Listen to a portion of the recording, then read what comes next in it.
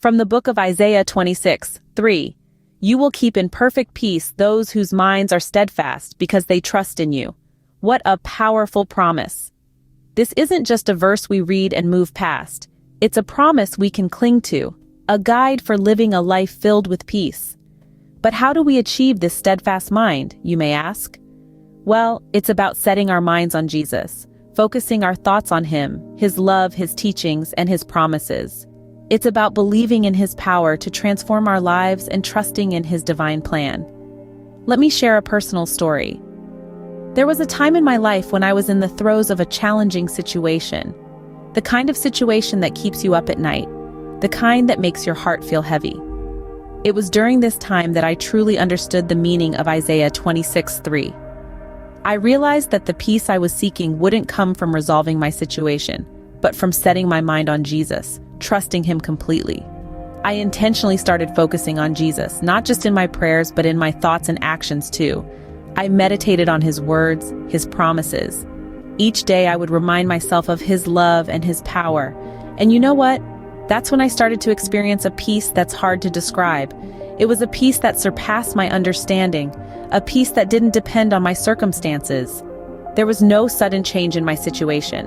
The challenges were still there, but my perspective had changed. I was no longer consumed by worry or fear. Instead, I was filled with a peace that comes from knowing Jesus is in control, that He is with me, and that He is working everything out for my good. So, what's the takeaway here? It's simple.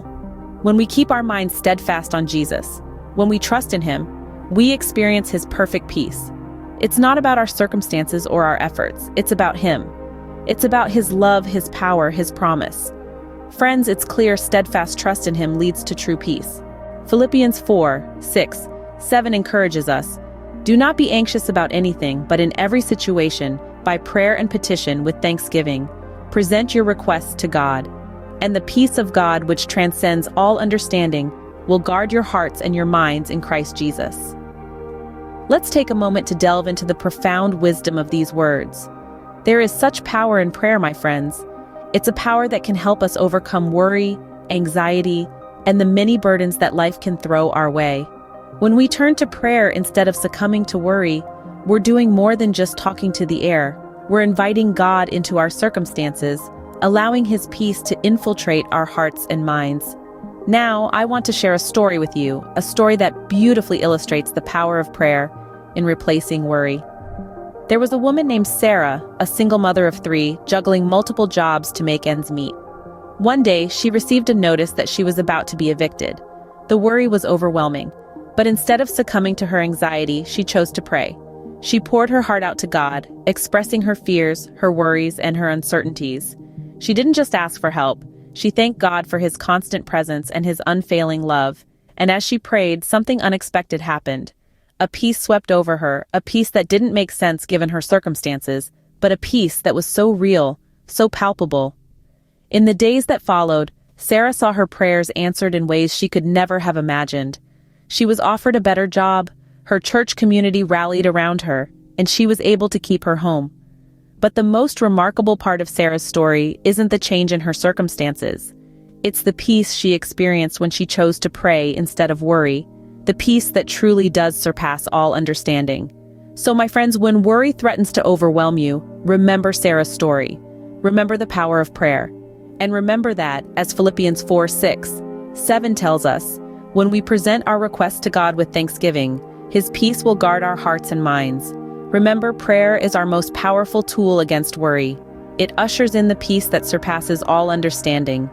From Philippians 4:8-9, finally, brothers and sisters, whatever is true, whatever is noble, whatever is right, whatever is pure, whatever is lovely, whatever is admirable, if anything is excellent or praiseworthy, think about such things, and the God of peace will be with you.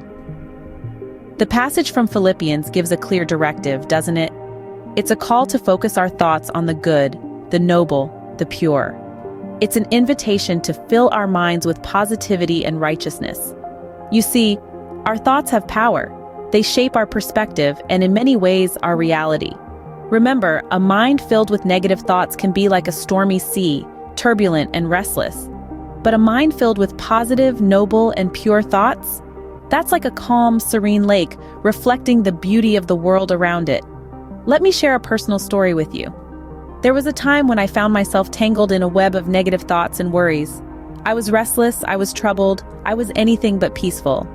Then, I stumbled upon this passage from Philippians.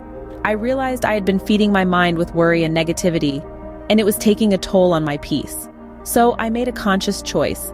I decided to shift my focus, to think about what's true, noble, right, pure, lovely, and admirable. I decided to fill my mind with what's excellent and praiseworthy. And you know what? It made a world of difference. My mind became calmer, my spirit became lighter, and I found a peace I hadn't experienced in a long time. It's like a garden, really. If you plant seeds of negativity, you'll reap a harvest of unrest. But if you plant seeds of positivity, of goodness and nobility, you'll reap a harvest of peace. So friends, let's remember the wisdom of Philippians. Let's pay attention to what we're planting in our minds. Let's choose to focus on the good, the noble, the pure. So let's fill our minds with what's good, and the God of peace will be with us. Matthew 14:31 says, "Immediately Jesus reached out his hand and caught him. 'You of little faith,' he said, 'why did you doubt?'" It's a powerful verse, a stark reminder that faith, even in the face of adversity, is our guiding light. When the waves of life are crashing around us, it's so easy to let doubt creep in, to let fear take the helm. But it's in those moments, my friends, that faith becomes our lifeline. Let me tell you a little story. There was a time in my life when everything seemed to be going wrong. I had lost my job, my health was failing, and I felt like I was sinking into despair. The waves of doubt were starting to pull me under. But then, I remembered that verse from Matthew. I remembered Jesus reaching out his hand to catch me. In that moment, I realized that my faith was not lost. It was just buried under the weight of my problems. It was a wake-up call, a reminder that even in the darkest times, I was not alone. I had faith, and with it, I had hope. So I reached out for his hand, and you know what? He was there, just as he promised. I started to pray, to focus on my faith rather than my fear. Slowly but surely, I felt a sense of peace washing over me. It didn't mean my problems disappeared overnight, but it meant that I had the strength to face them, the courage to keep going. So my friends, when you find yourselves in the midst of a storm, remember that verse from Matthew. Remember that Jesus is always there, reaching out his hand to catch you. Don't let doubt pull you under. Keep your faith, keep reaching for his hand. In the end, faith is our anchor. It's what keeps us grounded when the world around us is in chaos. It's what gives us peace in the midst of the storm. So hold on to it, cherish it, and let it guide you through the difficult times. In times of doubt, reach for his hand. He's always there, ready to catch us and guide us to peace. We've journeyed through powerful scriptures and personal stories today, all pointing us toward peace. We've explored how setting our minds on Jesus can lead us to a profound tranquility, the sort of calm that can weather any storm. We've learned that prayer is not just a ritual, but a dialogue with the divine, a potent tool to replace worry and anxiety with divine calm. It's not about pleading or begging, but about cultivating a relationship with our Maker and understanding that He is in control. We've also delved into the art of focusing on the good, a practice that's not about ignoring the bad or the difficult, but about choosing to concentrate on the blessings and the lessons. It's about seeing the glass half full, even when it feels like it's about to topple over. And in the midst of all this, we've talked about the importance of keeping faith, even in the most trying of times. Faith is not about having all the answers, but about trusting that even in our darkest moments, there's a glimmer of light, a promise of a new dawn. These are not just concepts or ideas, but practical steps that we can incorporate into our everyday lives. They're not about changing who we are, but about enhancing our lives, about finding peace amidst chaos, about discovering serenity in the eye of the storm. And the beauty of it all is that this peace, this tranquility, does not come from us, but from Him.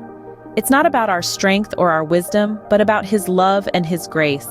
It's about setting our minds on Jesus, praying instead of worrying, focusing on the good, and keeping faith in difficult times. This peace is transformative. It changes us, it shapes us, and it guides us. It's a peace that surpasses all understanding, a peace that can only come from Him. As we part ways today, I encourage you, let these words sink deep into your hearts. Let them guide you to the peace that surpasses all understanding.